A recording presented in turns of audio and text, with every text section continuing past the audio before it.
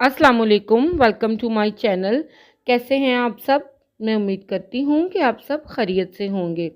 आज हम बनाएंगे बहुत ही बेहतरीन, मज़ेदार, क्रीमी, रिच फ्लेवर के साथ बिल्कुल बाजार जैसी खीर। ना इसमें हम खोया डालेंगे, ना कंडेंस मिल्क और ना ही इसमें मिल्क पाउडर डालेंगे और ना ही इसमें ढेर सारे लवाजमात डालेंगे, ना ही घंटों किचन में खड़े होकर इसको पकाएंगे। कम मेहनत और कम खर्च में हम इसको बनाएंगे तो बहुत ही बेहतरीन, मज़ेदार और क्रीमी रिच फ्लेवर के साथ हमारी ये बिल्कुल बाजार जैसी खीर रेडी होगी।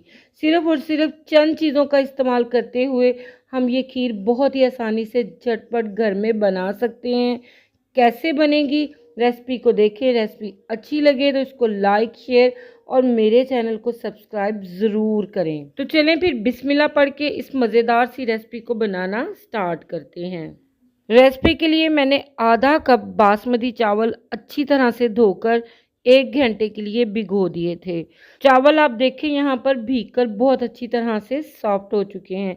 सेला चावल का इस्तेमाल हमने नहीं करना, इसमें हम बासमती चावल या टोटा चावल का इस्तेमाल ही करेंगे। चावलों के साथ हमने 2 ब्रेड के स्लाइस का इस्तेमाल भी करना है। अब हम इन दोनों चीज़ों को ग्राइंडर में डालकर पीस लेंगे।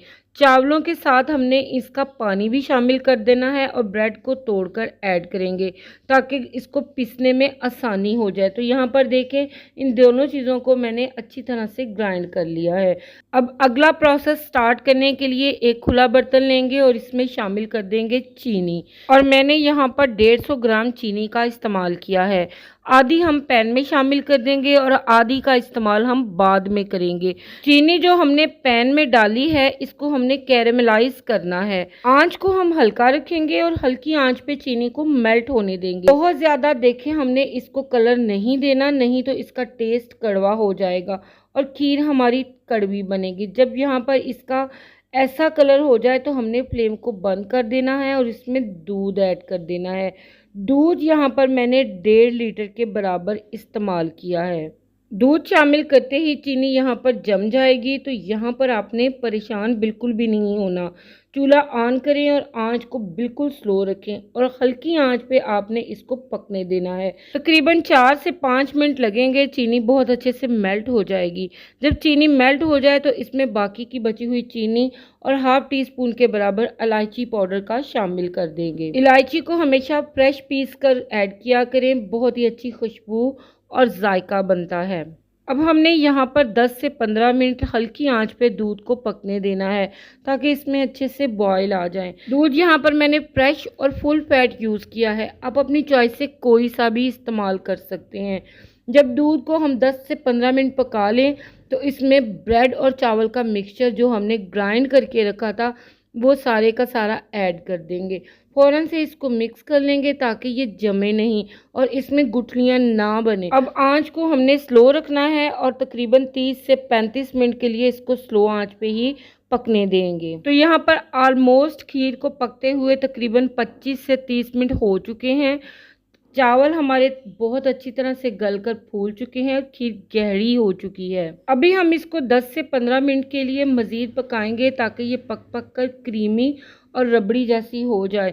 ज़रूरी नहीं है कि आप इसके सर पर ही खड़े रहें, बस आपने फ्लेम को स्लो रखना है, साथ अपने काम करते जाएं और वक्फे वक्फे से इसको हिलाते रहें ताकि ये नीचे लगने ना पाए। तो यहाँ पर देखें, माशाल्लाह से बातों बातों में खीर 15 मिनट मज़ीद पक चुकी है। तो अब हम इसको लास्ट और फाइनल टच देंगे। तो हाफ टी स्पून के बराबर इसमें वनीला एसेंस ऐड कर देंगे।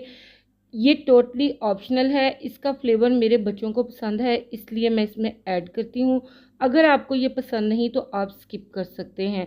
साथ ही इसमें कटे हुए बादाम ऐड कर देंगे, थोड़े से पीछे रोक लेंगे जो हम गार्निश में यूज़ करेंगे। खीर को टेस्ट करने का बेहतरीन तरीका ये है कि चम्मच को खीर में डिप करें।